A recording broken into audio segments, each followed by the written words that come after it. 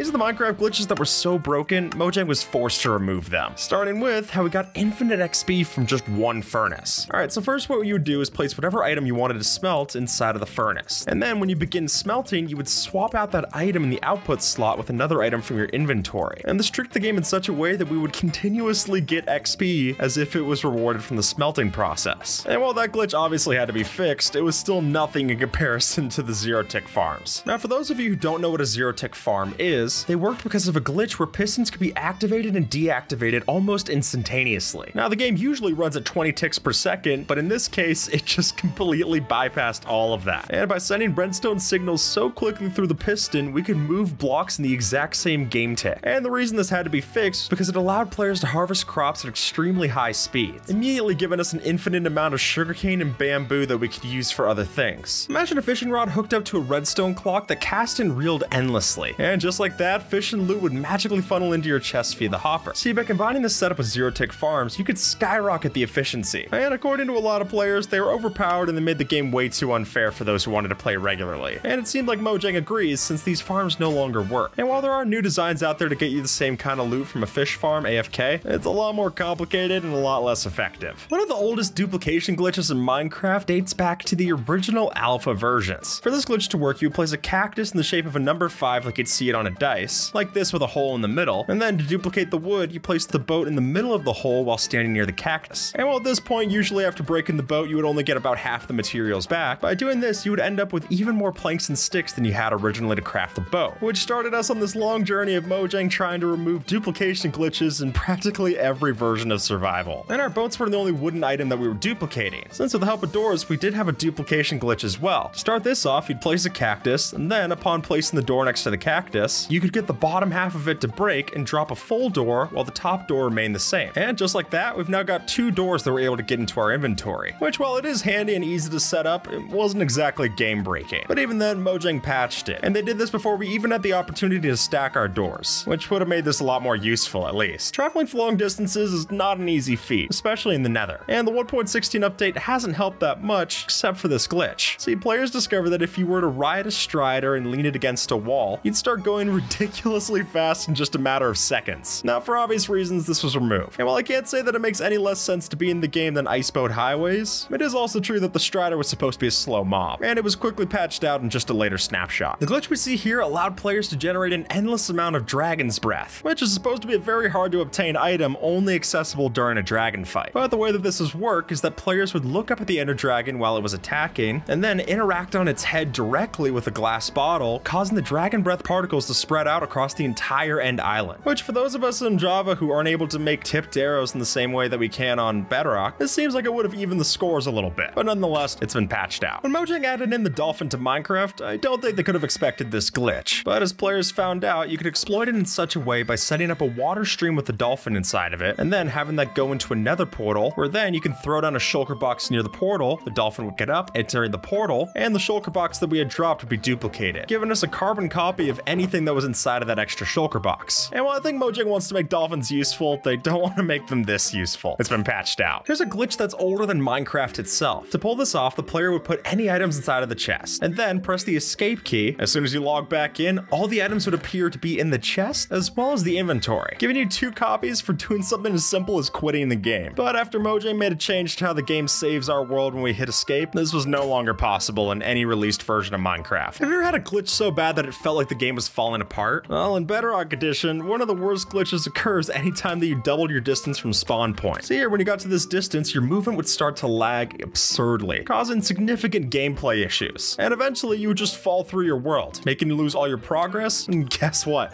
Anything that you had would be completely lost in the void as well. And it was glitches like these that were a big reason why Mojang didn't add hardcore mode until very recently into Bedrock Edition. Thankfully, this doesn't happen anymore. In alpha version 1.0.15, players discovered they could place torches directly on leaves, even though it was transparent block. But because we weren't supposed to do that, the game did not handle this interaction well. And if you think this looks crazy, just wait until you hear about the armor stand glitch. Armor stands used to create some really weird effects. For example, by placing an armor stand on a slime block, that would cause slimes to appear on the ground. Or by putting a raw rabbit onto its head, that would then show a rabbit mob sitting there. And the same would happen if you put a fish item onto it. That would make the fish wiggle around on the armor stand. And finally with a chicken, as you can can see, it would appear unnaturally large. And while they wouldn't affect regular gameplay that much, they still were removed because they were just too weird. This old glitch let you phase through walls. However, it was only possible in creative mode. See, the way that the game's entity hit system worked is that it completely ignored the blocks that you were colliding with. And so, as a result, players could easily walk or pass through blocks. And so, even though this was only in creative mode, Mojang didn't like the no-clip feature, and they removed it. This wooden block will never burn down. That's because it's not really a wooden block. And back in the day, normal wood blocks were perfectly flammable, but that wasn't the case for double wood slabs. And weirder still is that the way they would break these slabs the quickest was using a pickaxe instead of a regular axe. So if you wanted to build a house without having to disable fire tick, this was the option for your wooden roof. Or it would have been before Mojang stepped in and said, nope, the only thing you can use for a not flammable roof is instead cobblestone. Slime blocks are meant to launch the player. I don't think they're meant to do it like this. See, in Bedrock Edition, you could do exactly what we're seeing here with slime blocks, but by placing a boat on this first and then jumping on the boat several times, then when you got inside, it had built up so much momentum that you would instantly rocket up into the stars. And the more that you jumped before getting in, the higher they'd find you'd launch. You've heard of speed bridging, but this is speed towering. And the way that this glitch worked is that it would let players build up to 8 blocks directly high off the ground without having to jump on the tower and build 1 block at a time. All you needed to do was hold down the crouch button, and then while jumping in place, you press down the place button, and all of a sudden we would have a stack of blocks just like that. And this glitch could even go through single blocks, which means we were able to send TNT to players without them even knowing.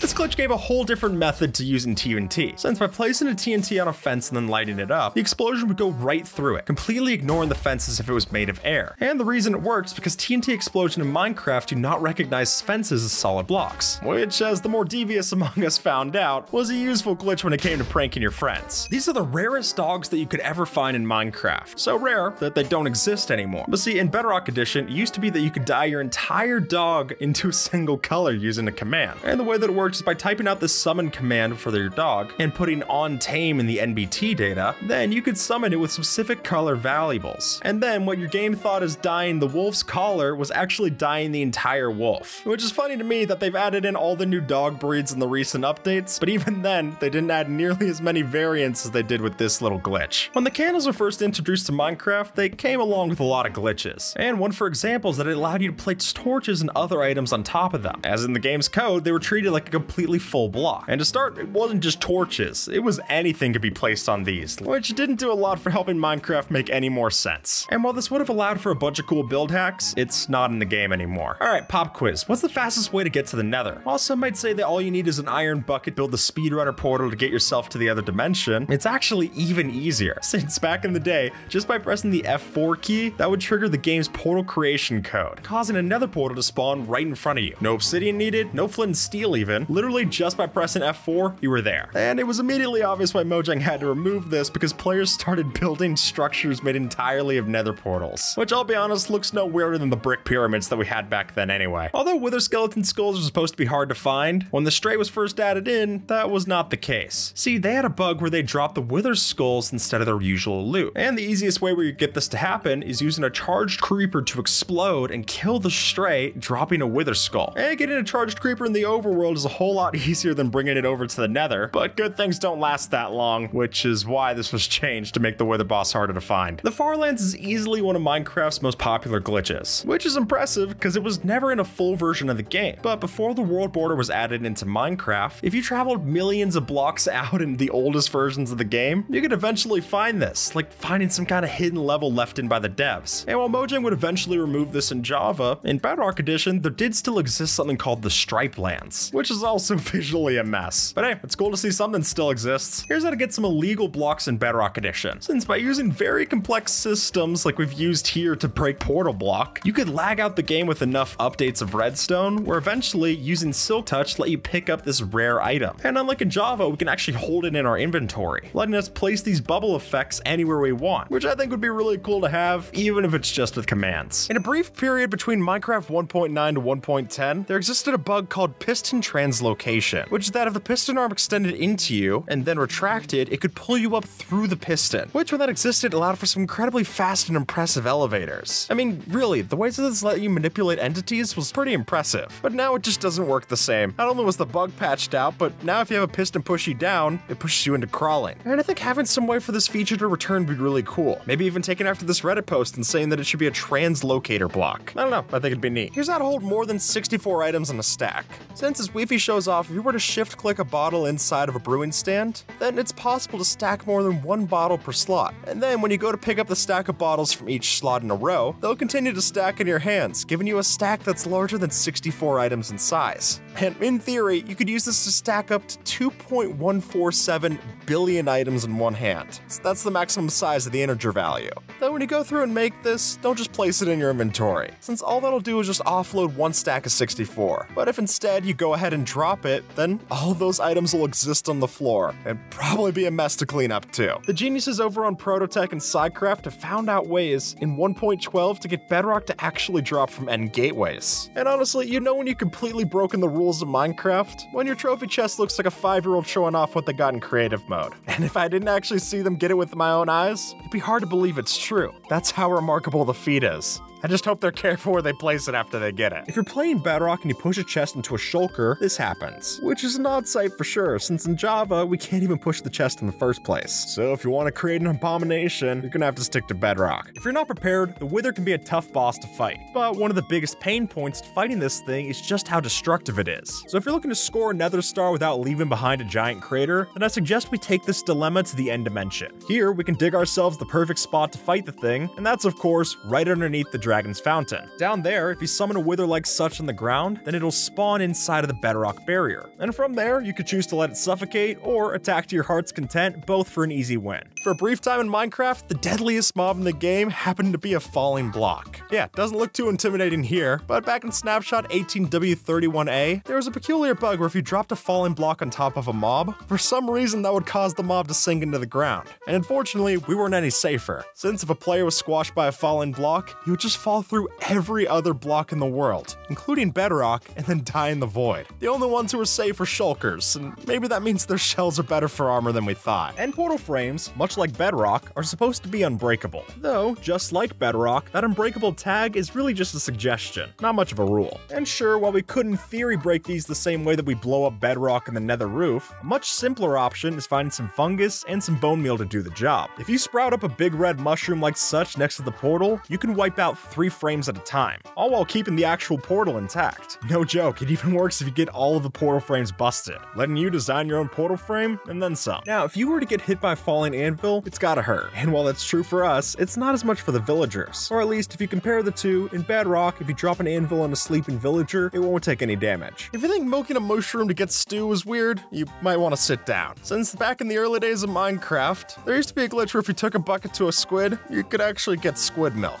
Now, it wasn't a separate item called squid milk, and it definitely wasn't ink, but there must have been something that went wrong with the code for when they added this to cows that also let you milk squids. I didn't know people eat squid ink and pasta, but something about squilk just sounds gross. And I'm guessing the health inspector had them change this. Bedrock Edition is known to have more than a few quirks in its code, and while some of those can be infuriating, others are just hilarious. Like how you can make a fully functioning zipline in your Minecraft world. No joke, if you start swimming in a water column and then step out, you'll still be swimming even in midair. From there, give yourself some chains as a ceiling, and you can sail along this without a care in the world. Granted, you'll need to make sure to have blocks above your head to stay in that state, but that's a simple trade-off for the chance to break the game's physics engine. Here's how we can use just one boat and completely ruin your server. Since in certain versions of the game, it was possible that if you placed down a boat on a server and then continuously got in and out of it using the sneak key and the right click button, then eventually we could essentially trick the server into thinking that we're still in the boat while our body goes off and astral projects somewhere else. Meaning we could do crazy things like place these ghost blocks and appear like we're levitating to your friends. Or jump off of high cliffs and take no fall damage whatsoever. And then, the best part, if you wanted to instantly teleport back, all you had to do is just press the sneak key and you'd be right there. Anyone who's ever messed around with the enchanted books in Minecraft knows that certain things are mutually exclusive. So, for example, the way that it is in the current versions of Minecraft, you can't put together all the protection types onto one piece of armor. But strangely so, for a brief period of time back in 1.14, that wasn't wasn't the case. So after it got reported in the bug tracker, most people thought that was the end of it. But that's not the end of the story, because as you can see, if you made this armor back in 1.14 and then just continue to play through all the different versions of Minecraft, then as it goes, that armor didn't get updated, and it still functioned as a piece of armor with all the different protection types. So if you played Minecraft back in 1.14, you definitely have something to show for it. This fence will keep your animals trapped, but lets us jump over just fine. See, if you arrange the shape of trapdoors flipped up like so, the mobs register it as a block from this side to jump in, but they can't jump out when inside. Which means that the next time that you go to check on your chicken coop, you don't have to worry about one of them escaping when you open up the gate. And it'll work just as well for monsters as it does for animals. But I'd be sure to keep your distance away from the creepers. Elytras are great for flying, but hovering, not so much. Which unfortunately makes these really impractical for any kind of precise action like building or mining. But if you're looking to keep the precision of pillaring or bridging without leaving anything behind, then scaffolding could do the trick. And no, not like this, but rather like this. You see, if you spam right-click enough on the top of a scaffolding stack, you'll eventually see a floating bit off in the distance. Now, this isn't a real block, and it's only visible on the client side, but you can walk on it just the same. So if the server has flying enabled, this can clearly help out for manhunts or master building. What's stronger than Bedrock? Yeah, I was confused too. But back in 21W05A, Mojang mistakenly made it so that you could actually place a Dripleaf underneath the Bedrock block, that when you then use the bone meal to grow the small Dripleaf plant, then the big Dripleaf grows to destroy the Bedrock, which is just great. It's strong enough to break Bedrock, but not strong enough to hold a feather. Minecraft never changed. Here's how you get water in the Nether. See, back in Java version 1.2 or older, it was possible that if you put ice in the Nether, it would melt and then turn into a water source block, which was fixed in 1.3, but we would eventually get water in the Nether once again through this snapshot with a glow lichen. Though that got fixed too, so it's definitely something Mojang's trying to keep an eye out for. In 20W22A, there was a glitch where if you logged into your Minecraft world with the clouds turned on and then turned them back off, and if you do that correctly, the clouds should stop moving on screen. That is, until you move, at which point they'll follow your every movement precisely, which is more than a little creepy. I've heard of the hills having eyes, but I guess the clouds do too. Although chests aren't currently a full block, in the old versions, they sure behave like them. And that'd be why we were able to place things like torches, rails, and even ladders on top of our chests. And while I understand why some of this got patched out, it is unfortunate that we can't run our redstone machinery over top of these. That might have made for some cool compact designs. And while you can pull these off nowadays by using update suppression, let's be honest, that just isn't the same. Keeping monsters away from your base is a big problem to solve. And while there are simple solutions, like constructing a big wall of blocks, those aren't always the prettiest. So thankfully, these azalea bushes do the trick just the same. No joke, in the current versions, it's possible to place down a ring of these bushes, and that alone will stop the monsters from getting any closer. Which is ridiculous for sure, but it's hard to criticize something that works this easily. And hey, it'll give you an early start in building a hedge maze. As you'll see, back in the beta snapshots for Bedrock, there was a glitch that let frogs eat any goats that got nearby. So even if they can't eat fireflies, at least the goats weren't poisonous. This was promptly patched out, since it was just some leftover prototype code. If you were to place fences underneath the end portal in the stronghold, then when you drop any kind of falling block like sand or gravel on top of it, you'll notice that when you jump through to the end side of the portal, you'll be collecting duplicates of that same block. Though to do this, the falling block has to fall from more than 6 blocks above the portal. You fail to do that, and you'll just be stuck with a singular sand block,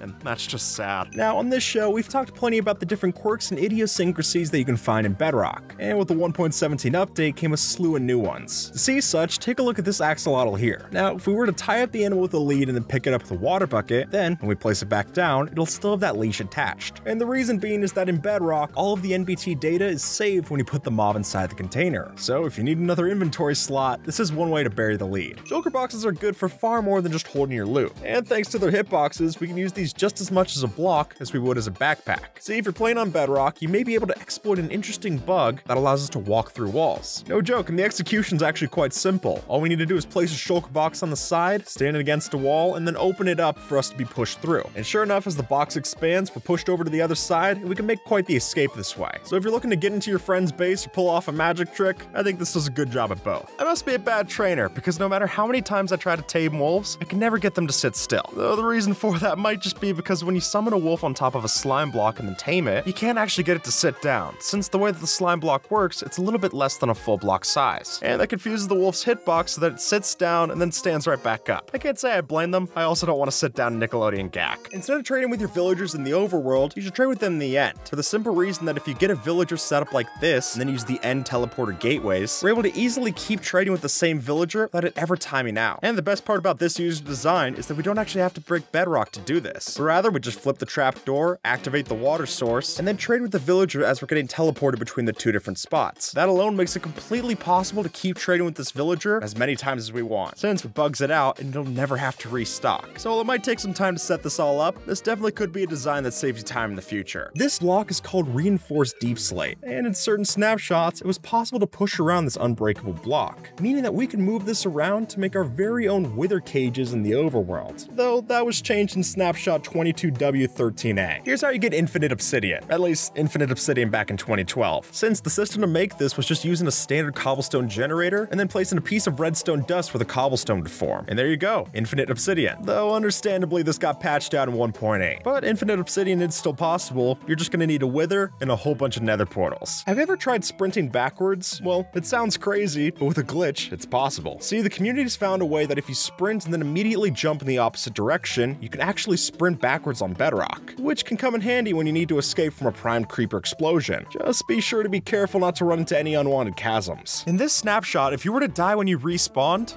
then what would happen is that you would actually be put into this weird purgatory state between survival and spectator mode. And if that already wasn't existential enough, you could also kill yourself by simply punching, given a death message that would say that you were killed by you, with the player's name there and everything. And honestly, dying was the most interesting thing you could do back then. Since you weren't able to move, you could only place down certain blocks, and you were not able to break free. So yeah, I'll stick to punching. Here's how to use a bundle to duplicate all of your diamonds. All you gotta do is lay out 9 diamonds in the crafting table to craft a diamond block, and then use the bundle to pick up the individual items in the crafting table. At that point, we still have our 9 diamonds in our inventory, but the diamond block will remain in the crafting table. And now we went from 9 diamonds to 18, giving you a short track to the new richest person on the server. I would just suggest moving. I don't think the IRS takes kindly to diamond duping. As it is, it's pretty tough to get a beacon to work in the Nether, since you've got to clear out all of the nether rack above it. But in the past, it was even worse, since back then, the beacon beam wouldn't even go through the bedrock. So to even get it to work, you'd have to remove the unbreakable block from up top. And thankfully that was corrected in 1.8.2, so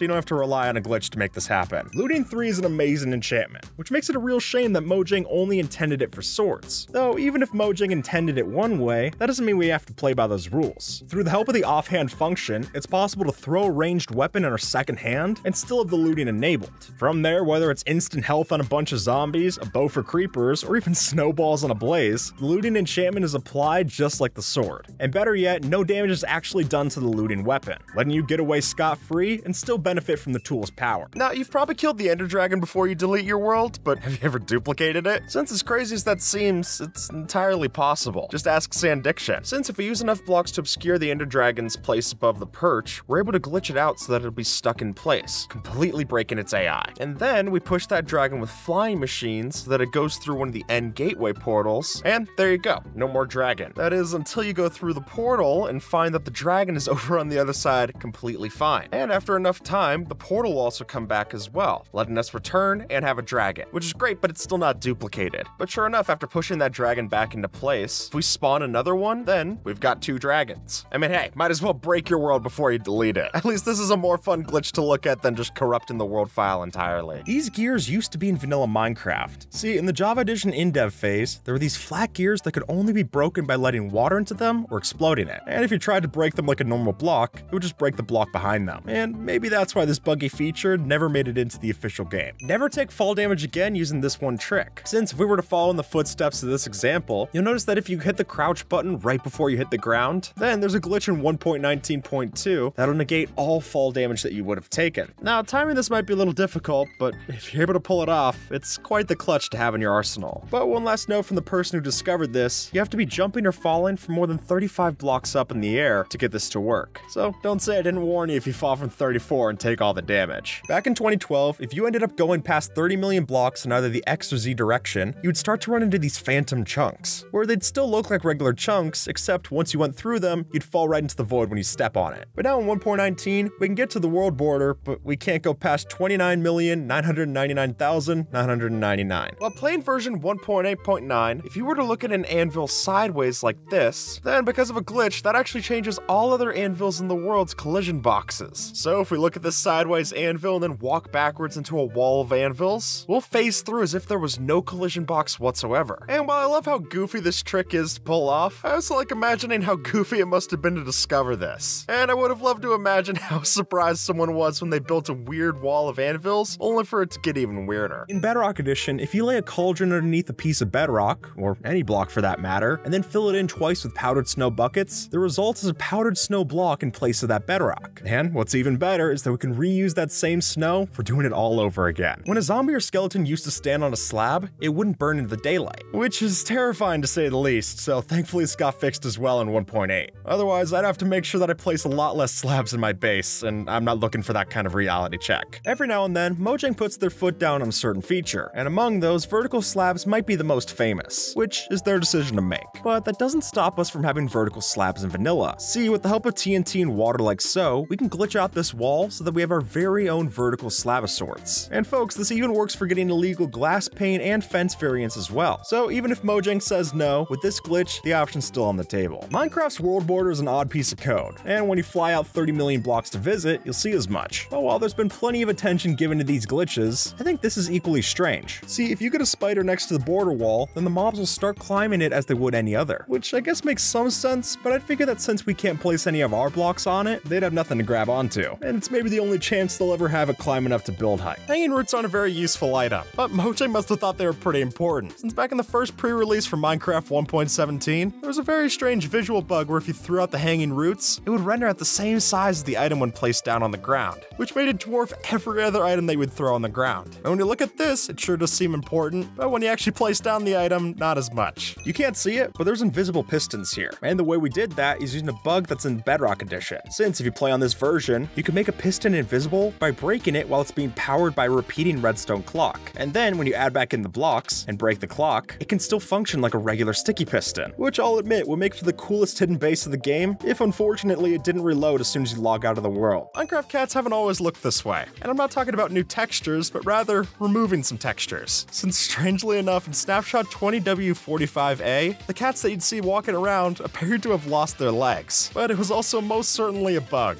and that's why this got fixed when it reached the bug tracker. When you place down a block inside of a bubble column in Bedrock Edition, then there's a chance that that block will appear as if you waterlogged it, even if it isn't a waterloggable block. And that's easiest to see with glass like this, but it can also work with other blocks like honey blocks. Though keep in mind, this is just a visual bug. You don't actually have an aquarium there. When you log out and log back in, it'll just disappear. Nobody likes being on the receiving end of knockback, but while it's a pain to be tossed around, this might make it necessary. See, in Bedrock, it's possible to repeatedly punch against your buddy's shield. So if we do that, we can use the knockback that we receive as something of a boost to the new heights. And then we could alternate our positions with them to net some serious verticality. And it might just be the way you and your pal escape out of any future rock in a hard place. And the best part about it is that this is basically just an unintentional feature, so it's not a glitch that's gonna get patched. But whether Mojang takes it out or not, one thing is for certain. It's a trick that's sure to give you and your friends quite the boost. When you stood at close range, a skeleton could not shoot you, since in the older versions, a skeleton would try to rush forward and then shoot the player, which meant that if you cornered it into 2x2x1 area, it would try to shoot you, but all of its shots would just hit the wall behind you, meaning that none of the arrows were capable of hitting the player. And unfortunately for us, the skeletons got a lot smarter in 1.9, and this doesn't work anymore. Minecarts are most players' first experience with using redstone, and most players are perfectly fine with using these railroads to get down to the mine shafts or just around their base. But if you're like me, fast isn't fast enough, and thankfully we don't need any kind of third-party help to beef up our minecarts, but rather by just arranging the tracks in little circles, we can glitch out the minecarts to move at serious speeds. And while you might want to pop an aspirin for the whiplash, it's a small price to pay to move around your base this fast. And hey, with the help of a boat, we can even do this in a two-person minecart, so both you and a friend can enjoy the high-powered rails as a team. Just one piece of advice, don't try this out on VR. In the past, it was possible for the Wither to destroy its own Nether star due to its last-minute detonations of Wither skulls. No joke, there were times where if you killed the Wither, it might fire off one last-minute projectile, and then that'll break the star before you actually get it, making that whole fight for naught. And thankfully, this got fixed in 1.5, where it was patched so that now the skulls that spawn on death were then forced removed. As the old saying goes, lightning never strikes twice. But in Minecraft, that couldn't be further from the truth, and this machine shows as much. See, thanks to the Caves and Cliffs update, we can use the way the Trident entity behaves and position it on top of a copper lightning rod to make a bolt of lightning every time that Trident falls. The result of which is something of our own lightning generator put to use. And the potential applications of this glitch could be wide-reaching. So whether that's changing a villager breeder into a witch farm, a pig pen into piglins, this machine has a lot of opportunities. Apparently, it's possible to stack enchanted books, which is a weird sight, but let's explain. By putting 2 books enchanted with a curse in the grindstone, it allows you to stack them instead. And And this is because you can't remove curses with a grindstone, so it just glitches out the output. And then you can shift click out the end result and it'll put them all back in your inventory. Villager trades can be a ripoff, but this one quite literally is. Since in the past there used to be a glitch where old villagers could sometimes require more than 64 emeralds for a trade. And not only is it expensive, but it's also impossible, since you can only put up a stack of emeralds in the item slot. Fall damage is one of the most common ways to die in Minecraft, so we're often looking for ways to avoid it. But while that's usually done through the help of water buckets, it turns out that powdered snow might be the best option. And a big reason for that is this glitch where we can land on a carpet on top of powdered snow blocks and not take any fall damage, even though it's covered, letting us not only create virtually invisible landing pads, but also build them in the Nether. And that's a lot more robust than the water that we're used to. Prior to version 1.18, if you were to put down a composter and sit inside of it,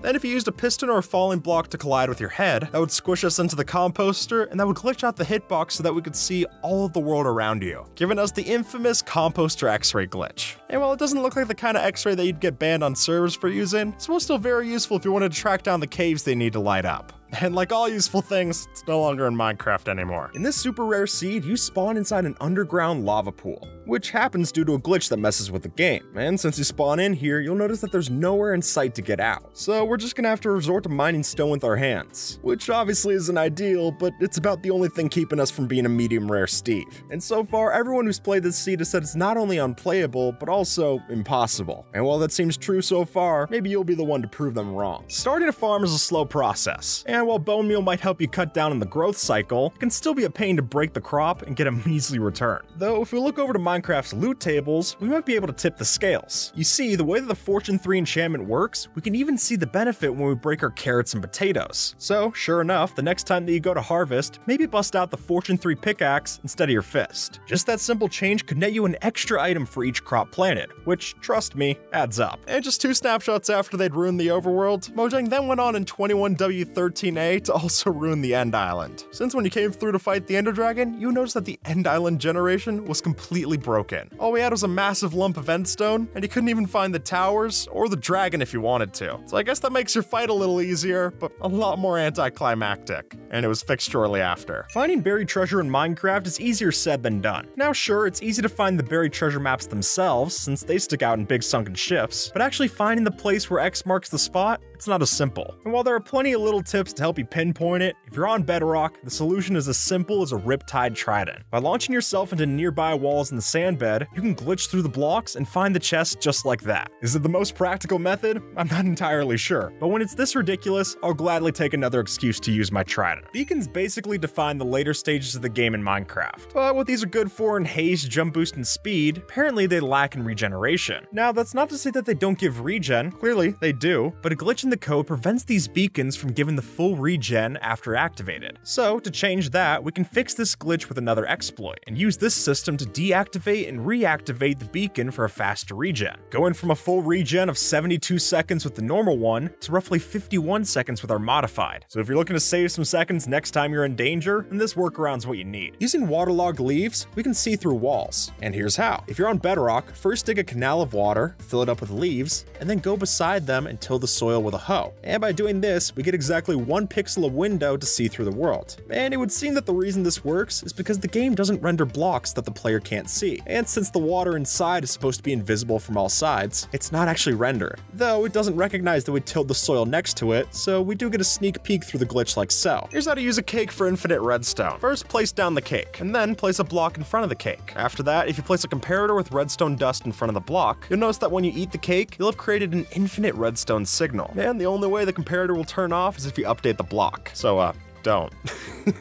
In snapshot 21W08B, you didn't have to use a budding amethyst to get more of this stuff, but instead, by placing a piston facing upwards with a slime block on top, all we had to do was line all faces of that slime block with a corresponding max amethyst chunk, so that when we activated the piston, it would duplicate all of the shards. Which, if you need a lot of tinted glass, could come in handy. But I can't say the same if you need a lot of spy glasses, because those are barely useful when you have 1 of them, let alone 65. When you take a strider outside of lava, it's supposed to get cold, but when you put them in powder powdered snow, then they get warm again. At least that's how it happens on Bedrock. Which, even trying to think of a lore reason for why this happens now, none come to mind. They drop string, not leather, so there's no way they're safe from this. It's just a bug. Pets make for great companions, and thankfully in Minecraft, we're able to collect a few of our own. But keeping them alive is a different thing entirely. And more often than not, we just leave them at home to keep them safe. So to find that balance between safety and sidekick, Bedrock might have a solution. See, mobs over here behave pretty strangely when exposed to the right potions. Meaning, if we take a bunch of our pets, unload a ton of decay potions, and then heal them at the last moment, some will eventually enter into this bug state. In which case, isolate them and you've got yourself an immortal buddy. And sure, the methods might be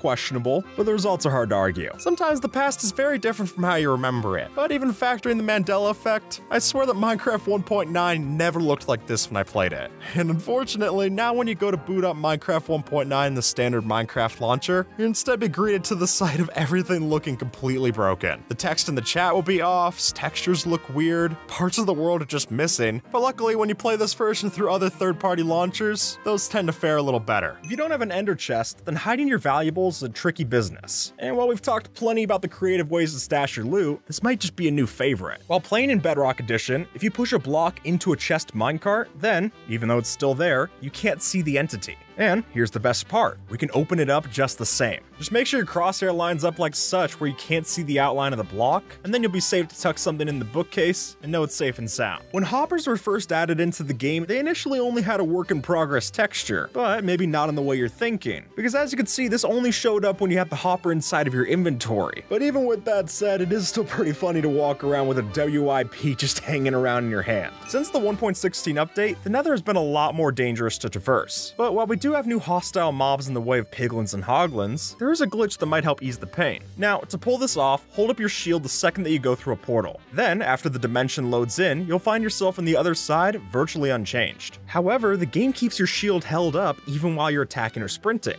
meaning you can fight mobs as usual while still blocking their attacks. Now, the glitch doesn't allow you to eat or place blocks while you're doing this, but the other payoff is pretty worthwhile. In this update, they fixed one of the oldest bugs in the game. Let's all get some saddled pigs. Oh, hey there, Jay. Hey, Dan. Originally, there was no way for entities who were riding other entities to go into a portal. Oh. But now, it works. Hey, we Which did is so much it. nicer. That's fun. That's fantastic. Oh. Jay, With the help of sand blocks, we're able to drop one of these gravity blocks above us and use that to walk through a wall. But that's only worth trying on Bedrock, since in Java, it'll just push you out of the way. Getting onto the Nether roof is a tricky business. And while we typically use ender pearls, those are expensive and painful. So if you're on a budget, this might be the best way out. Luckily, using this glitch, we can make it possible to phase through just about any block, including Bedrock. See, since their hitboxes are so weird, all we need to do is place a boat like so underneath the composter, and just like that, we gain ourselves a way right up to no man's land. Which for a couple of planks is a lot easier to come by than a set of ender pearls. Just make sure you bring the materials to find a way out, otherwise you'll be pretty trapped up there. In Bedrock Edition, if you were to build a cycle of pistons like this and have them extend, then what you'll see, even though it's confusing, is this bug where you get teleported to x = 0 on the axis. And while this is a pretty big glitch, and it could be pretty dangerous if used incorrectly, it could also make for some funny traps or pranks. I mean, think of it, you're just watching the block feed tape redstone machine, and then 1 second, you're instantly teleported to the middle of nowhere. No explanation, no feedback,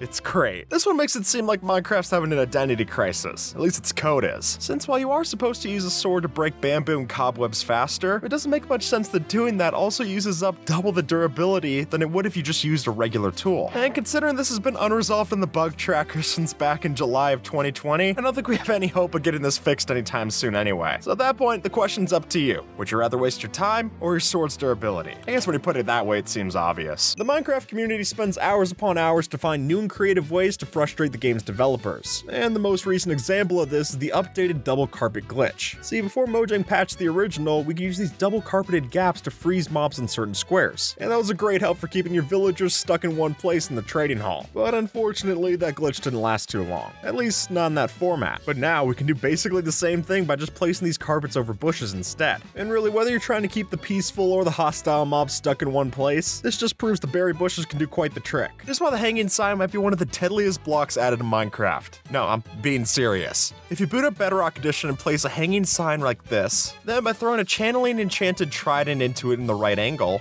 you'll see that the trident gets stuck, but it's not deadly. At least, you think it isn't. That is until you have an entity actually walk underneath it. At that point, the trident thinks it's supposed to spawn some lightning, and any mob that comes close enough to it will be struck by lightning many times a second. And then what your friend thought was just a simple store selling tridents quickly turns into a funeral home. Their funeral home. The chest boat still has one fatal flaw. If you drop it onto a slime block, it'll bounce a bit before breaking into blocks and sticks, just like the old boats used to. Even though you can't see it, it's not a surprise that the ground underneath the snow layer is made up of grass blocks, and you can break it to see as much. But while that grass might look normal when we place a torch, when it's underneath the snow, it's something entirely different. And through the help of an enderman, we can see that texture for ourselves. See, if an enderman were to pick up one of these snowy grass blocks, they'd ditch the snow and just be left with a strange silver turf instead. The world border is a weird fixture in Minecraft, and while others have used it to create illegal double slab variants, I think we should just ditch the border entirely. And as so, to do our own attempt at a Wind Waker barrier skip, all we need is a boat and some persistence. By simply placing the boat halfway through the barrier, we can hop in and row ourselves right over to the outer limits. And then, stranger still might be that by going far enough, the boat can even break down into planks and sticks, just like it used to in the past. And with that, folks, YouTube thinks that you might like this video, so see if they're right and have a good one, alright?